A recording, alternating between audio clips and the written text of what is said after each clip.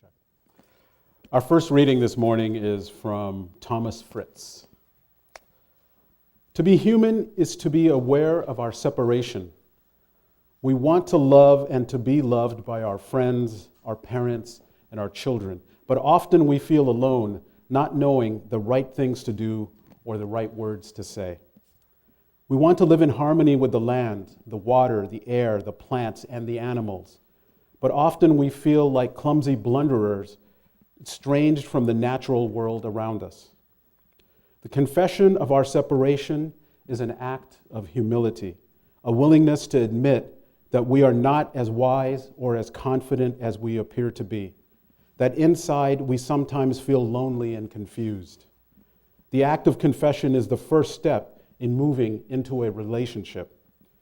To feel the presence of God, we first stand at a distance, feeling our separation. Then we turn and move into relationship, opening our hearts to other people, to the earth, to the sounds of music. In turning, we feel a mutual contact, the reciprocal meeting of the fullness of life between one active existence and another.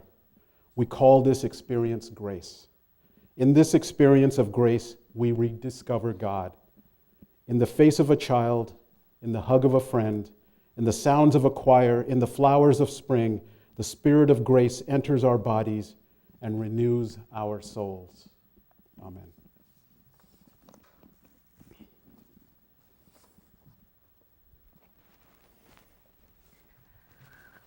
The writer of our opening hymn, Spirit of Life, her name is Carolyn McDade. And although she's written songs that are actually still sung throughout the country, including Spirit of Life, which is beloved, she actually doesn't identify as a songwriter or a musician. She identifies as an activist who writes love songs to social movements. She's devoted her life to the feminist movement in all the forms that has taken in the past 50 years. She was inspired to start writing music when, as a secretary at the Arlington Street Church, she was assigned to put together music for one of the first women's services. But when she went to look for songs, she realized how few songs there actually were that were written by women. So she was actually also part of the movement that demanded a place for women's spirituality within the UUA and the church. So there is actually, if you want to learn more about her, there is an article. My entire sermon today is taken from articles from the UUA that are fascinating, and there's a really long article about her because she's kind of amazing. But she was also actually part of the group that originally conceived the water ceremony, which is a ritual that we participate in every year where everyone brings water from some source and then puts it together puts the water together in a shared source. But originally it was actually a way for women who were fighting for social justice in all across the country. They would come together for this ceremony. And it was a way to connect the work each of them was doing locally with the work of the whole. And it has just since become part of many congregations. They blessed each other with the water to give strength to one another to continue their work. The original story of the song Spirit of Life has actually been retold over and over again in UU congregations, and it's modified slightly every single time. So the story is that McDade was driving a friend home from a social justice meeting, and this is where the story gets modified, because what the focus of the meeting is changes depending on the sermon. So if the sermon, you get it. If the sermon's on immigration, she was at an immigration meeting, or an immigration reform meeting, prison justice reform meeting. I don't actually remember what it said. She said she had a clear explanation for what meeting she was at, but I don't actually remember what it was. So she was actually struggling a lot that day with feeling hopeless. As she dropped off her friend, she told her, "I feel like a piece of dried cardboard that has lain in the attic for years. Just open wide the door and I'll be dust." She was tired with the world full of problems. She wasn't tired of her work, she just felt hopeless. So when she went home, she says she walked through the dark, she didn't even turn on a light, to her piano, and she started writing this song, Spirit of Life. It was a living prayer for her deepest desire, that however tired the world made her, may she never give up on trying to make it better. When she was asked for permission to include it in Singing the Living Tradition, she actually hesitated. She doesn't consider it a religious hymn, despite the fact that it has been adopted so fully in UU congregations, to the degree that congregations would have thrown a fit if it hadn't been included. And it's because of her hesitation that actually Spirit of Life is included under the heading of love and compassion rather than under worship. So you may have noticed that the title of this service is Music from a Contrary Faith, and I think all of my stories today are going to show bits of that contrariness. So the reason the song is still only one verse, although we sang it twice today, most of our songs have multiple verses, and you would think a song this popular, people would have written new verses. But what happened is that when churches began adding new verses, McDade actually specifically asked that they stop. She said that if they wanted to add new verses, they could add their own melody. She was completely pro them creating new songs. She just said, don't modify my song, make your own. Another much loved song that McDade wrote is Come Sing a Song With Me. We love it, but what's interesting is that for a very long time, McDade did not love it. She actually thought it was way too sweet. She doesn't like sweet songs. She completely gave up on it. She stopped singing it. She stopped teaching it. She just let it go. And when she gave it up, other groups picked it up and gave it new life. It's a central song in many UU congregations. We completely took it over. Her transformation actually with the song happened when she led a music program for a women's prison in Massachusetts. On an impulse, she taught the song, and the women singing it gave it a new depth. They had a context for the line, I'll give you hope when hope is hard to find, that she'd never heard before. As she put it, it went from sweet to profound. So if you all please join me in singing this sweet but profound song that is so beloved in our congregation. The next song I wanted to talk about is called Standing on the Side of Love, which we also sing regularly. These words were first spoken by UUA President William G. Sinkford in 2004 in response to President George W. Bush's call for a constitutional amendment banning same-sex marriage. From what I've read, he was actually on the phone talking to somebody when he said those powerful words. They weren't planned. The songwriter Jason Shelton, who wrote Standing on the Side of Love, wrote the song immediately after hearing this, and it was sung across the country in the fight for marriage equality. The UUA even has a public advocacy campaign named for it. The words have spread everywhere.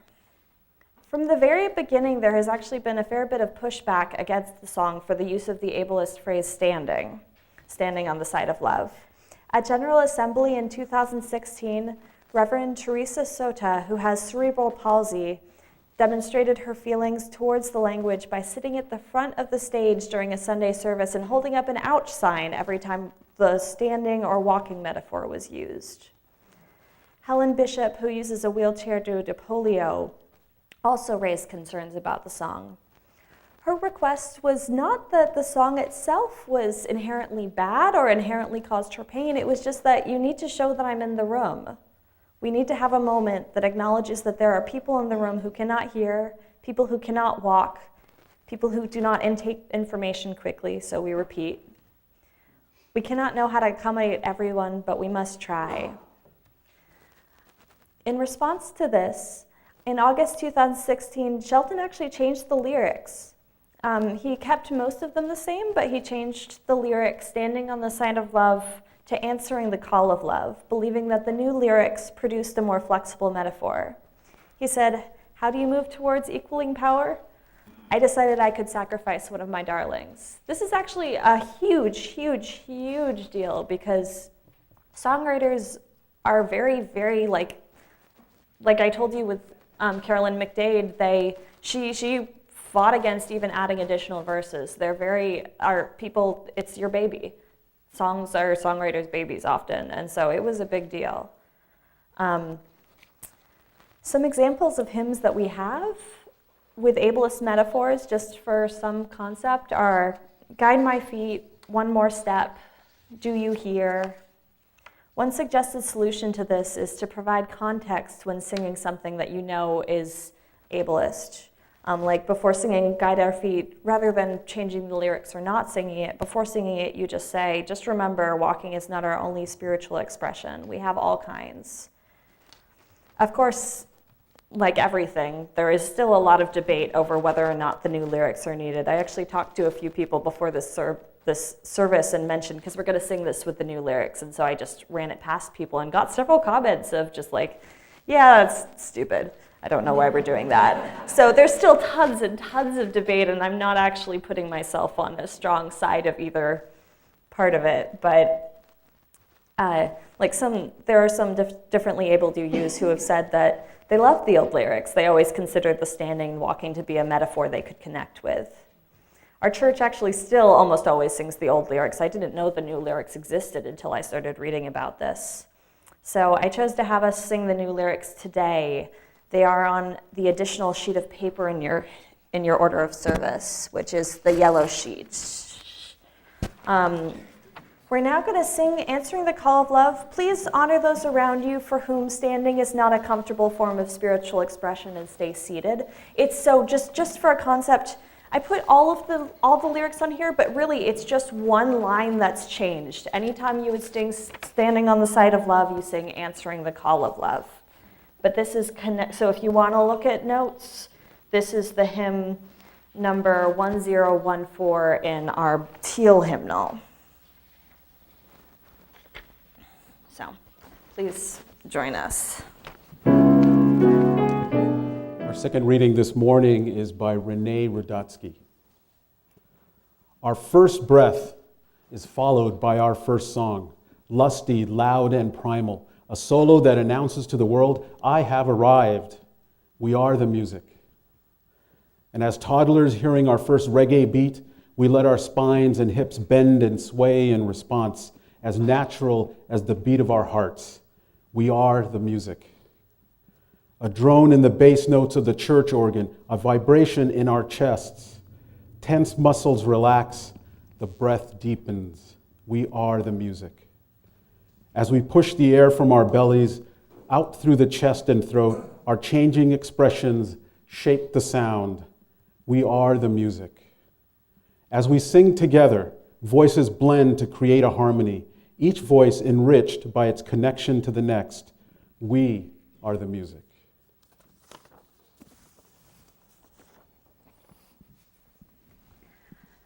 The last songwriter I'm going to talk about today is Issei Barnwell.